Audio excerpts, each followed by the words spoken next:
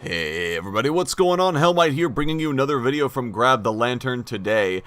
Today I wanted to talk about support itemization and kind of the interesting spot in which we are, because I don't think it's very difficult to tell that Locket and Redemption are perhaps a little out of line. The fact that they're built in like 90% of support games or something, as usually supports first and second items, should tell you that there's something the matter with these items. Now, I don't feel like it's that the items themselves are broken. I think that Locket and Redemption both have a fair amount of counterplay. I think that the actives they give are fairly decent. I think they're in a reasonable spot. So what is it exactly then that makes me say Locket and Redemption are OP or perhaps in the wrong spot?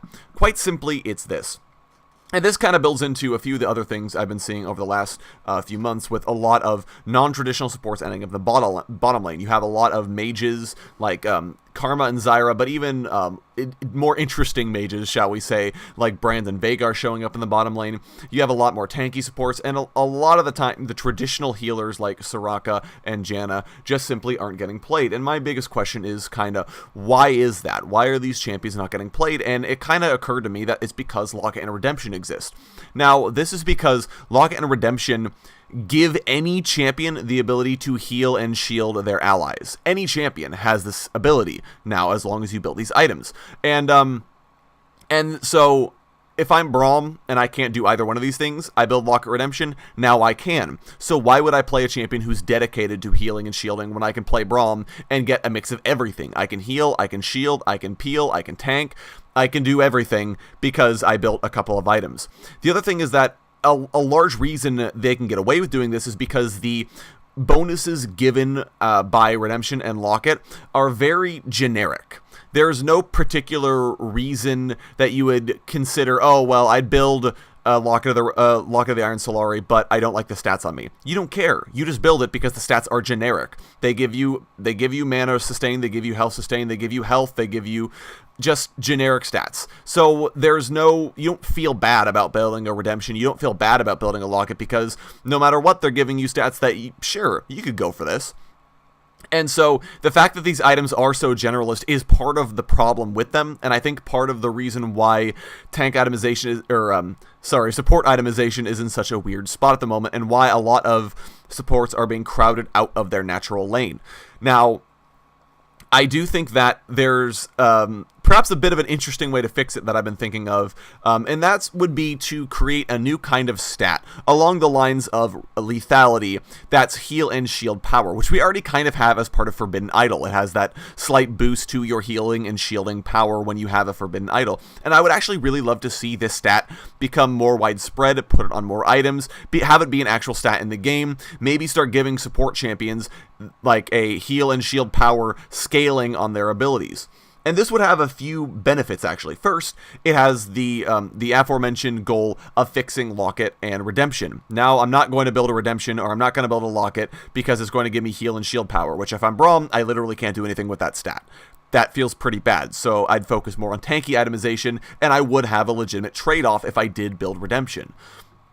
Second, this would also have the added side effect of buffing the supports that are currently not very played in the meta, like Janna, Soraka, and it would also fix a couple of egregious examples of solo lane supports like Lulu and Zyra, because all of a sudden, Zyra support doesn't do anything besides damage. She can't build Locket Redemption and be useful because she's getting heal and shield power. This does nothing for her, so she would just have to build AP, or she'd have to build these items and throw away gold, and it would be a reasonable way, I think, of toning down support Zyra, as she is still very, very contested.